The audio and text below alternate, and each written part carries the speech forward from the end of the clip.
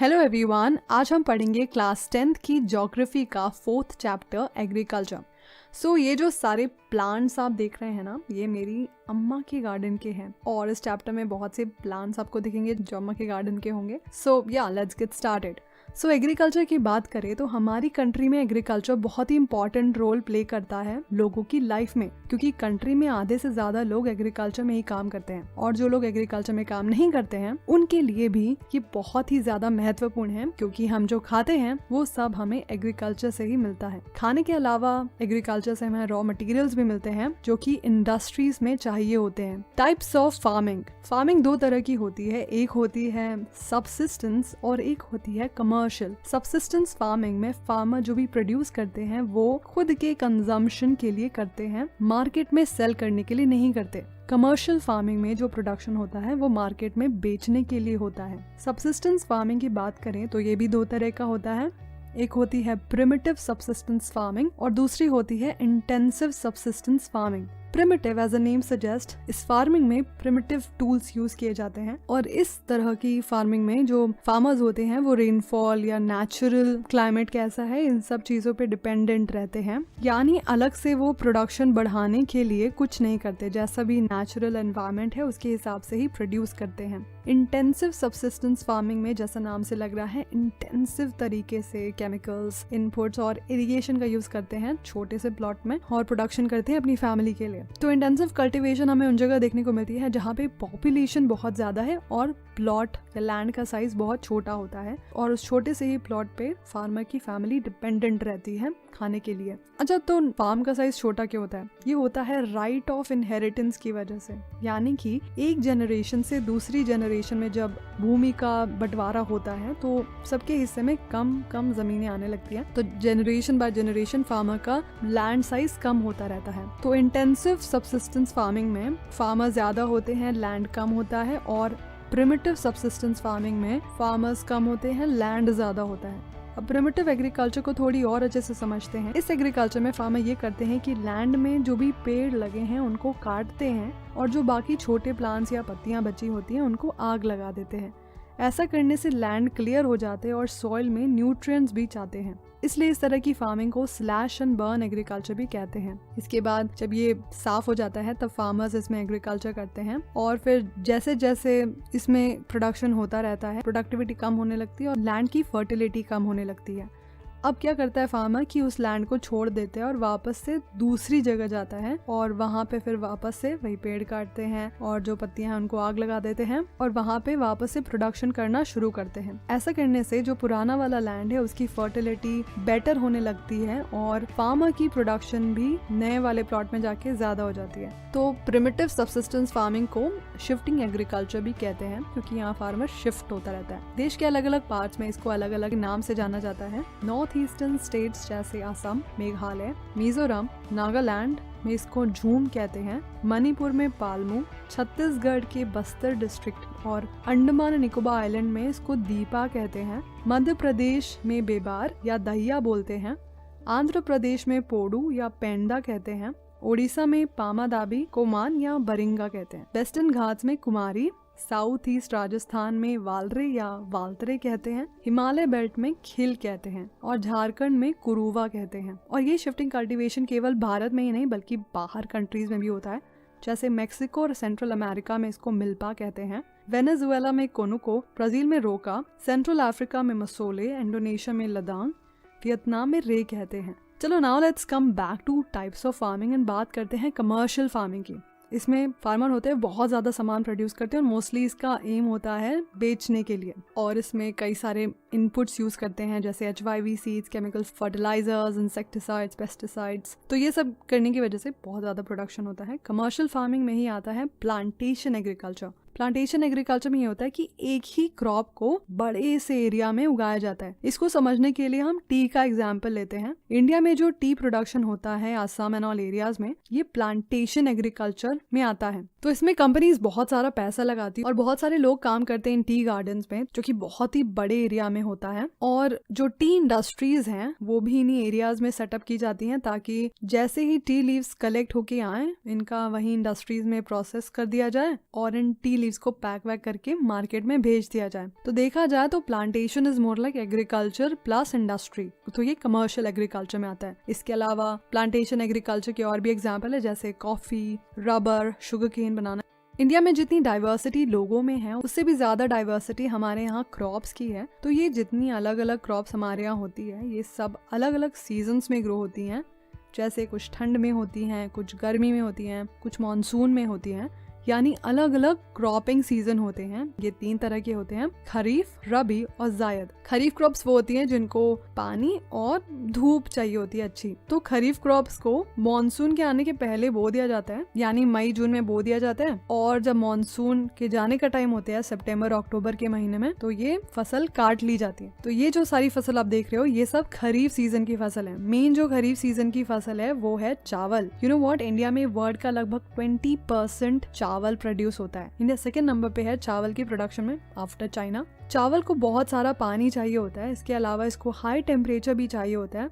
तो mostly rice का production in areas में होता है जहाँ पे 100 सेंटीमीटर से ज्यादा रेनफॉल होती है साल भर में। बाकी जहाँ कम रेनफॉल होती है, जैसे ये सब एरियाज में, तो यहाँ पे इरिगेशन के थ्रू राइस की जो भी नीड्स है पानी की, वो सब फुलफिल की जाती हैं। असम, वेस्ट बंगाल और उड़ीसा में जहाँ बहुत ही ज्यादा बारिश होती है, तो इन जगह पे चावल की 3 बार खेती की जाती है। इसको अमन, बोरो और आउस कहते हैं। बात करें रबी क्रॉप की, तो ये वो क्रॉप होती है जिनको ठंड में, यानी अभी के टाइम अक्टूबर से दिसंबर के बीच में बोया जाता है और अप्रैल से जून के टाइम पे काट लिया जाता है। ये वो क्रॉप है जिनको उगाने के टाइम ठंडा मौसम चाहिए होता है और जब काटने का टाइम है तो गर्म मौसम चाहिए। रबी क्रॉप का मेन एग्जाम्पल है गेहूं को ज्यादा रेनफॉल नहीं चाहिए होती है, बस 50 to 75 सेंटीमीटर रेनफॉल के एरिया में इजीली हो जाता है। और आपने वेस्टर्न डिस्टर्बेंस पढ़ा होगा, जिसकी वजह से हमारे नॉर्दर्न पार्ट में बारिश होती है ठंड के टाइम पे। तो ये जो रबी क्रॉप है जो ठंड के टाइम पे होती है, तो ये जो क्रॉप्स है इनको पानी मिल जाता है वेस्टर्न डिस्टर्बेंस की वजह से।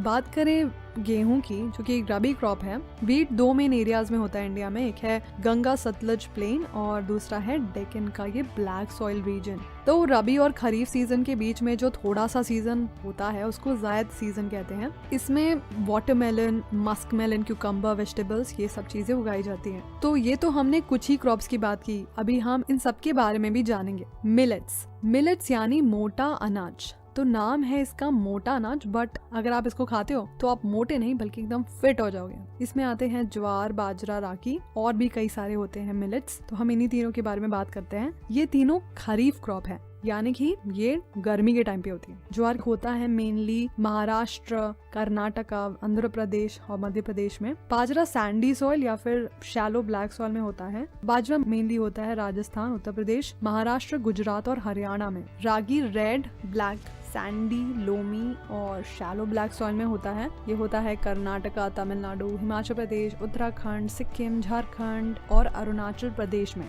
मेज, मक्का, इसको क्वीन ऑफ सीरियल्स कहते हैं और ये खरीफ क्रॉप है, बट इसको रबी सीजन में भी ग्रो किया जा सकता है। या दैट्स व्हाई इट्स क्वीन ना। इसको 21 डिग्री से 27 डिग्री सेल्सियस टेम्परेचर चाहिए होता है और ये ओल्ड एलुवियल सॉइल में अच्छे से ग्रो करता है। और मेजर मेज प्रोड्यूसिंग स्टेट्स हैं कर्नाटका, मध्य प्रदेश, उत्तर प्रदेश, बिहार, आंध्र प्रदेश और तेलंगाना। ओके, अब बात करते हैं पल्सेस की।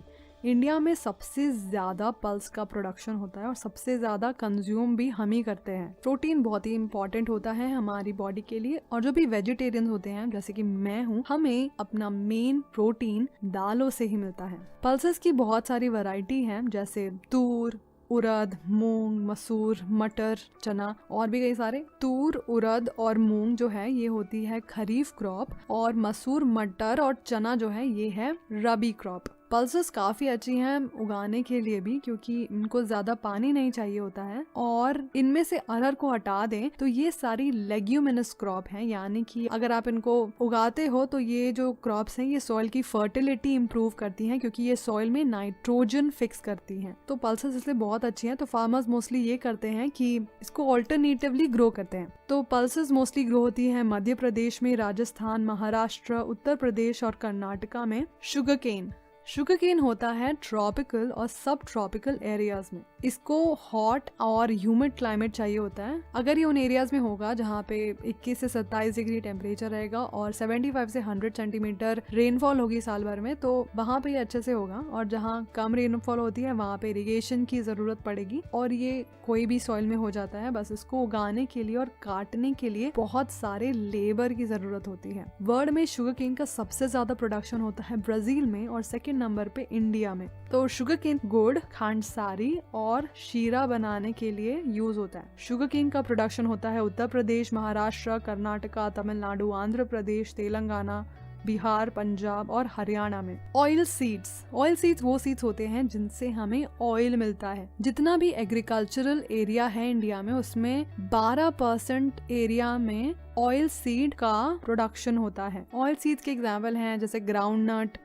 मस्टर्ड, कोकोनट, तिल, soybean, castor seed, linseed, flax seed और सनफ्लावर सीड। इन सब में से ज्यादातर का यूज खाना बनाने के लिए किया जाता है, बट कुछ ऑयल सीड्स का use as a raw material भी होता है, जिनको की यूज करते हैं सोप में, कॉस्मेटिक्स में और ऑइंटमेंट्स में। टी जैसे कि हमने देखा था कि एक प्लांटेशन क्रॉप है। टी ट्रॉपिकल और सब ट्रॉपिकल एरियाज में ग्रो किया जाता है। टी के लिए जो सॉइल होना चाहिए वो वेल ड्रेन्ड होना चाहिए, यानी पानी डालो और पानी जड़ों तक जाए और फिर बह जाए, यानी वो ठहरे नहीं, क्योंकि ये टी के लिए अच्छा नहीं है। इसलिए जो टी प्लांटेशन होता है ये स्लोप में किया जाता है ताकि पानी चला जाए। इसके अलावा सॉइल फर्टिलिटी होनी चाहिए, उसमें ह्यूमस और ऑर्गेनिक मैटर भी होना चाहिए। टी के लिए चाहिए हाई टेम्परेचर और हाई रेनफॉल। टी एक लेबर इंटेंसिव इंडस्ट्री है, यानी ज्यादा लेबर की जरूरत होती है। असम, दार्जिलिंग, जलपाईगुड़ी, वेस्ट बंगाल, तमिलनाडु, केरला, इनके अलावा हिमाचल प्रदेश, उत्तराखंड, मेघालय, आंध्र प्रदेश और त्रिपुरा भी टी प्रोड्यूसिंग स्टेट्स हैं। Coffee, Indian coffee world famous है उसकी क्वालिटी के लिए। इंडिया में 2 तरह की कॉफी की वैरायटी ग्रो की जाती हैं, एक है अरेबिका, दूसरी है रोबस्टा। और मेजर कॉफी प्रोड्यूसिंग स्टेट्स हैं कर्नाटका, तमिलनाडु और केरला। हॉर्टिकल्चरल क्रॉप्स, इंडिया में ट्रॉपिकल और टेम्परेट फ्रूट्स दोनों ही प्रोड्यूस किए जाते हैं। महाराष्ट्र, आंध्र प्रदेश, तेलंगाना, उत्तर प्रदेश और वेस्ट बंगाल आम के लिए फेमस है। नागपुर और चेरापूंजी के ऑरेंजेस फेमस है। केरला, मिजोरम, महाराष्ट्र, तमिलनाडु के बनाना, उत्तर प्रदेश और बिहार के लीची और गुआवा, मेघालय का पाइनएप्पल, आंध्र प्रदेश, तेलंगाना, महाराष्ट्र के ग्रेप्स, जम्मू कश्मीर और हिमाचल प्रदेश के apples, pears, apricots and walnuts बहुत ही ज्यादा डिमांड में रहते हैं। इंडिया में बहुत तरह के वेजिटेबल्स भी मिलते हैं। तो ये सब बात रही फूड की जो एग्रीकल्चर से मिलता है। हमें बहुत से रॉ मटेरियल्स भी मिलते हैं एग्रीकल्चर से, जैसे रबर। ये इक्वेटोरियल क्रॉप है जहाँ टेम्परेचर और रेनफॉल दोनों ज्यादा होती है, इसलिए इसको 25 डिग्री सेल्सियस से ऊपर का टेम्परेचर चाहिए होता है और 200 सेंटीमीटर रेनफॉल। बट अगर इसको सही कंडीशन मिलेगी तो ये ट्रॉपिकल या फिर सब ट्रॉपिकल एरियाज में भी ग्रो किया जा सकता है। और इसको ग्रो किया जाता है Kerala, Tamil Nadu, Karnataka, Andaman and Nicobar islands and Garo hills of Meghalaya. Fibre crops, cotton, jute, hemp और natural silk major fibre crops हैं इंडिया में। इनमें से ये तीनों तो पेड़ से मिलते हैं। सिल्क हमें मिलता है सिल्क वर्म से।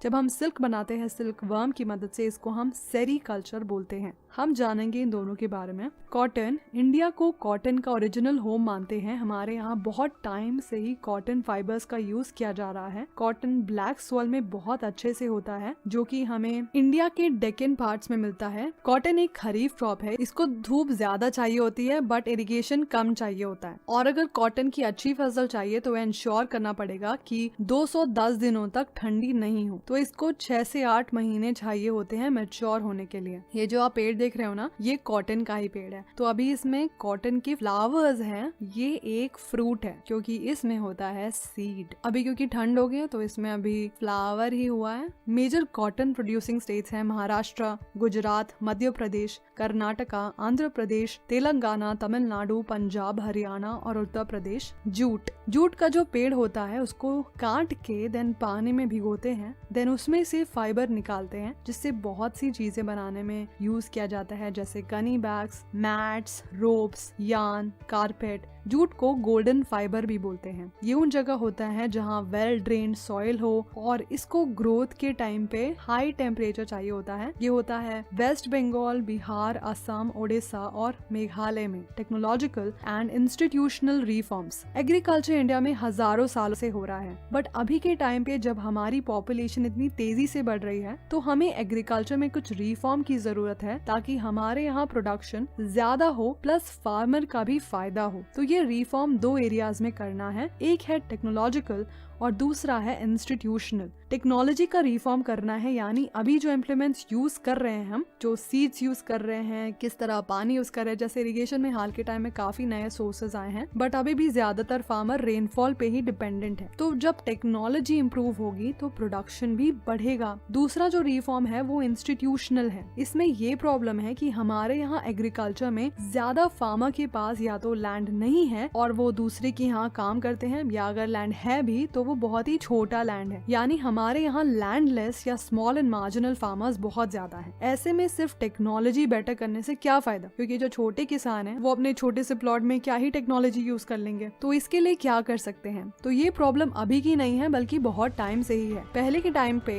कुछ लोगों के पास ही जमीन होती थी और वो लोगों को अपने यहाँ काम पे रखते थे और उनको मजदूरी देते थे। इंस्टीट्यूशनल रिफॉर्म में सबसे फेमस जो मूवमेंट था वो था भूदान मूवमेंट। तो उस टाइम विनोबा भावे, जो कि गांधी जी को बहुत मानते थे और उनको गांधी जी का ग्राम स्वराज का जो एजेंडा था वो बहुत ही अच्छा लगा। ग्राम स्वराज में ये था कि जो गांव हैं वो आत्मनिर्भर हो। तो विनोबा भावे जी गांधी जी के आइडियाज अलग अलग जगह स्प्रेड कर रहे थे। तो एक बार वो आंध्र प्रदेश के टाउन पोचमपल्ली में आए तो उनके पास कुछ फार्मर्स हैं, उनके पास कोई लैंड नहीं था। उन्होंने विनोबा भावे जी से बोला कि उनको लैंड चाहिए ताकि वो अपनी आर्थिक हालत सुधार पाए। अब विनोबा भावे जी इसका क्या ही कर सकते थे, तो उन्होंने बोला कि किसानों को ये बात गवर्नमेंट से बतानी चाहिए कि गवर्नमेंट किसी तरह उन सबकी सहायता कर सके। उन्हीं के बीच में से श्री रामचंद्र रेड्डी खड़े हुए और उन्होंने बोला कि वो अपना 80 एकड़ लैंड 80 लैंडलेस फार्मर्स को देंगे। ये शुरुआत हुई भूदान मूवमेंट की, यानी भूमि का दान। फिर रेड्डी जी अलग अलग जगह जाते थे और जिनके पास ज्यादा लैंड था उनसे बोलते थे कि अपना लैंड बाकियों के साथ बांटें। तो यहाँ पे क्या हुआ कि जो लोग थे खुद से ही ये जो इंस्टीट्यूशन था इसको चेंज कर रहे थे और बराबरी से लैंड बांटने के लिए रेडी थे। तो ये जो एक तरह की क्रांति है इसको ब्लडलेस रिवोल्यूशन कहते हैं। कहीं कहीं पे जो जमींदार थे, यानी वो लोग जिनके पास कई सारे गाँव थे, उन्होंने गाँव दान कर दिए लोगों को। तो ये हुआ ग्राम दान। ये तो बहुत कम लोगों ने किया कि अपना लैंड उन्होंने दूसरों के साथ शेयर किया। इसलिए गवर्नमेंट ने भी स्टेप्स लिए ताकि लोगों में इक्वालिटी आए। तो जो हमारा सबसे पहला 5 ईयर प्लान बना था उसमें लैंड रिफॉर्म पर जोर दिया गया। तो उसके लिए गवर्नमेंट ने ये चीजें करी, कंसोलिडेशन ऑफ लैंड। तो जैसा हमने देखा कि राइट ऑफ इनहेरिटेंस की वजह से लैंड का साइज छोटा होता रहता है और ऐसा भी तो होता है, कोई भी इंसान एक ही जगह तो अपना लैंड लेता नहीं, वो बहुत सारी जगह पे लैंड लेता है। तो हर जगह पे बंटवारा होगा तो क्या होता है कि प्लॉट छोटे हो रहे हैं प्लस वो अलग अलग जगह पे भी सिचुएटेड है। ऐसे में क्या करते हैं, अगर यही जो छोटे छोटे प्लॉट हैं ये साथ में होते हैं तब भी थोड़ा बेटर एग्रीकल्चर हो सकता था। तो इसको चकबंदी कहते हैं, यानी कि जो भी ये प्लॉट अलग अलग बिखरे हुए हैं इनको एक जगह लाए जाते हैं। कोऑपरेटिव फार्मिंग, इसमें क्या होता है कि फार्मर्स आपस में मिलके क्रॉप्स उगाते हैं और फायदा लेते हैं कोऑपरेटिव फार्मिंग का। अबॉलिशन ऑफ जमींदारी, यानी कि जमींदारी खत्म कर दी गई और बहुत से लैंडलेस लोगों को इसकी वजह से लैंड मिला। तो 1960s 70s में टेक्नोलॉजिकल रिफॉर्म हुए और ग्रीन रेवोल्यूशन की शुरुआत हुई। और ग्रीन रेवोल्यूशन की पैकेज टेक्नोलॉजी की वजह से हमारे देश में व्हीट और राइस जम के उगने लगा। और फिर व्हाइट रेवोल्यूशन भी हुआ जिसकी वजह से कंट्री में मिल्क का प्रोडक्शन भी बढ़ा। बट इन सब चीज का फायदा कुछ ही एरियाज में था। तो ये फायदा औरों तक पहुंचाने के लिए 1980s 1990s में कॉम्प्रिहेंसिव लैंड डेवलपमेंट प्रोग्राम आया, जिसमें कि टेक्नोलॉजिकल और इंस्टीट्यूशनल दोनों ही तरह के रिफॉर्म्स थे, जैसे provision for crop insurance against drought, flood, cyclone, fire and disease. यानी अगर किसान अपनी क्रॉप का इंश्योरेंस करवाता है तो फसल को अगर इनमें से कोई भी नुकसान होता है तो उनको कॉम्पनसेशन मिलेगा। ऐसा नहीं होगा कि उनका पूरा पैसा डूब जाएगा। Establishment of regional rural bank, ये वो बैंक जो स्पेशली एग्रीकल्चर के लिए बनाए गए होते हैं और ये फार्मर्स को हेल्प करते हैं उनको क्रेडिट देने में बहुत ही कम रेट ऑफ इंटरेस्ट पर। और कोऑपरेटिव फार्मिंग शुरू की गई। इसके अलावा किसानों के लिए और भी चीजें की गई, जैसे किसान क्रेडिट कार्ड बनवाए गए, जिसके अंदर ये था कि किसान के पास अगर पैसे नहीं है तो वो डायरेक्टली एटीएम जाके पैसे ले सकते हैं और उसको पूरे साल में कभी भी पे कर सकते हैं। साथ ही साथ इनको इसमें पर्सनल एक्सीडेंट इंश्योरेंस स्कीम के अंदर कवर मिलता है, यानी अगर फार्मर की डेथ हो गई या अपाहिज हो गए तो उसका उनको पैसा मिलेगा। और फार्मर की हेल्प करने के लिए उनको मौसम की जानकारी दी जाती है ताकि वो मौसम के हिसाब से अपनी फसल की तैयारी करें। इसके अलावा टीवी और रेडियो की हेल्प से किसानों को जागरूक किया जाता है और गवर्नमेंट किसानों को बिचौलियों से भी बचाती है। Contribution of agriculture to the national economy, employment and output. तो जैसा कि हमने sectors of Indian economy chapter में पढ़ा था कि इंडिया में बहुत सारे लोग एग्रीकल्चर करते हैं, बट एग्रीकल्चर का कंट्रीब्यूशन जीडीपी में कम होता जा रहा है। तो इतने सारे लोग जो एग्रीकल्चर पे डिपेंडेंट हैं उनके लिए ये बिल्कुल भी अच्छा नहीं है। और ये भी है कि हमारे यहाँ एग्रीकल्चर में प्रोडक्टिविटी काफी कम है, उसके लिए गवर्नमेंट ने ये सारे काम किए हैं। Impact of globalisation on agriculture. Globalisation होता है जब कंट्रीज आपस में चीजें खरीदती हैं, बेचती हैं, लोग एक कंट्री से दूसरी कंट्री में जाते हैं, काम करते हैं। तो ग्लोबलाइजेशन अभी से नहीं बल्कि बहुत पहले से हो रहा है। इनफैक्ट जो ब्रिटेन ने हमारे ऊपर रूल किया था, ये हमारे यहाँ जब आए थे, ये ट्रेडर्स बन के आए थे हमारे यहाँ से सामान खरीदने के लिए। यूरोपियन कंट्रीज को हमारे यहाँ की स्पाइसेस चाहिए थी, तो वो हमारे यहाँ लोगों को एनकरेज करते थे ज्यादा से ज्यादा स्पाइसेस उगाने के लिए। अभी भी बहुत सारी स्पाइसेस इंडिया एक्सपोर्ट करता है दूसरी कंट्रीज को। स्पाइसेस के साथ साथ इंडिया का कॉटन भी बहुत फेमस था और हमारे यहाँ से कॉटन एक्सपोर्ट होके इंग्लैंड जाता था, जिसकी वजह से मैनचेस्टर और लिवरपूल में जो टेक्सटाइल इंडस्ट्री थी वो ग्रो होने लगी। और ब्रिटिश को इंडिया की इंडिगो भी एक्सपोर्ट करनी होती थी। इंडिगो होती थी कपड़ों को डाई करने के लिए और इससे काफी अच्छा कलर आता था। तो इंडिगो उगाने के लिए ब्रिटिश ने किसानों से बोला कि वो अपने खेत में इंडिगो उगाएं, बट इंडिगो के लिए फार्मर को फर्टाइल सॉइल चाहिए होता है और ना चाहते हुए भी उनको अपने ही फार्म में इंडिगो उगाना पड़ता था। और उगाने के बाद अंग्रेज बहुत ही सस्ते दाम में उनसे इंडिगो खरीद लेते थे। तो इसलिए फार्मर्स ने प्रोटेस्ट किया, जिसमें गांधी जी ने भी उन फार्मर्स का साथ दिया। इसको चंपारण आंदोलन भी बोलते हैं। तो ये तो बात रही इंडिपेंडेंस की पहले की। इंडिपेंडेंस के बाद बहुत सालों तक इंडिया ने बाहर की कंट्री से ट्रेड बहुत ही कम किया, बट 1990s में जो रिफॉर्म हुए और हमने वापस से इंटरनेशनल ट्रेड करना शुरू किया और हमारी इकोनॉमी बाहर की कंट्रीज के लिए ओपन की, तब से हमारे यहाँ हमें अलग अलग तरह के प्रोडक्ट्स दिखते हैं, अलग अलग कंपनीज हमें दिखती हैं मार्केट में, अलग अलग तरह के वेजिटेबल्स और फ्रूट्स भी हमें दिखते हैं, क्योंकि अब हम दूसरी कंट्रीज को अपने यहाँ के एग्रीकल्चरल प्रोडक्ट्स बेचते हैं और दूसरी कंट्रीज से खरीदते हैं। बट इन सब के बीच इंडिया के फार्मर के लिए बहुत प्रॉब्लम शुरू हो गई है, क्योंकि भले ही इंडिया में rice, cotton, rubber, T, coffee, jute and spices अच्छी क्वांटिटी में होता है और जो अच्छी क्वालिटी का भी होता है, पर इंडिया के फार्मर डेवलप्ड कंट्री के फार्मर से कम्पीट नहीं कर पाते हैं। ऐसा इसलिए क्योंकि डेवलप्ड कंट्रीज के जो फार्मर्स हैं उनकी गवर्नमेंट उनको बहुत सारे बेनिफिट्स देती है, सब्सिडीज देती है और उनको प्रमोट करती है कि वो ज्यादा से ज्यादा एक्सपोर्ट करे चीजें, वो ज्यादा से ज्यादा चीजें बनाए और दूसरी कंट्रीज में एक्सपोर्ट करे। On the other hand India में फार्मर्स बहुत ज्यादा हैं और गवर्नमेंट इनको इतने अच्छे से सपोर्ट नहीं कर पाती, जिसकी वजह से इंटरनेशनल ट्रेड में हमारे फार्मर को दूसरे फार्मर से कम्पीट करने में बहुत ही ज्यादा मुश्किल आती है। जब ग्रीन रेवोल्यूशन की शुरुआत हुई थी तो फार्मर के लिए ये बहुत ही प्रॉमिसिंग था, क्योंकि इससे प्रोडक्शन बढ़ा था। बट अब इतने सालों बाद हमें ग्रीन रेवोल्यूशन के जो नेगेटिव इफेक्ट्स हुए हैं वो हमें समझ में आ रहे हैं, जैसे कि केमिकल्स का ज्यादा यूज करने की वजह से लैंड की प्रोडक्टिविटी कम हो गई है, ज्यादा ग्राउंड वाटर का यूज इरिगेशन के लिए करने की वजह से एक्विफर्स सूख गए हैं। और जो सीड्स होते हैं ये कई तरह के होते हैं, कोई भी सीड ले लो, जैसे राइस ले लो, राइस की बहुत सारी वैरायटी मिलती है, बट जो फार्मर्स हैं वो मोस्टली कुछ ही वैरायटी का यूज ज्यादा करते हैं, तो बाकी वैरायटी का सीड नहीं यूज करने की वजह से ये सब जो सीड की वैरायटी हैं ये सब खत्म हो सकती हैं। तो हमारी बायोडाइवर्सिटी पे भी इसका काफी बुरा असर हुआ है। इसलिए आजकल ऑर्गेनिक फार्मिंग बहुत पॉपुलर हो रहा है, जिसमें फैक्ट्री में बने हुए केमिकल्स और फर्टिलाइजर्स का यूज नहीं किया जाता है तो इससे एनवायरनमेंट पे बुरा असर भी नहीं पड़ता है। तो फार्मर को अलग अलग तरह की चीजें उगानी चाहिए, ना केवल राइस और व्हीट बल्कि पल्सेस या मिलेट्स भी ज्यादा ग्रो करनी चाहिए। इससे ना केवल उनकी इनकम बढ़ेगी बल्कि एनवायरनमेंट पे भी बुरा असर नहीं पड़ेगा। और ऐसी क्रॉप उगानी चाहिए जिसमें पानी कम लगे, जैसे कि fruits, medicinal herbs, flowers, vegetables, biodiesel crops जैसे जट्रोफा और जोजोबा। इन सब में बहुत ही कम पानी लगता है और राइस और शुगर में बहुत ज्यादा पानी लगता है। इन सबको उन्हीं एरियाज में उगाना चाहिए जहाँ पे पानी ज्यादा होता है। और वैसे भी इंडिया में इतना अलग अलग तरह का क्लाइमेट होता है तो बेटर है ऐसी खेती करे जो हमारे मौसम के हिसाब से हो। सो या it's the end of the video and ये जो आप गार्डन देख रहे हो ना, ये मेरे मामा का गार्डन है और मुझे बहुत ही ज्यादा अच्छा लगता है। सो आई थॉट इसको दिखाऊं आप लोगों को भी।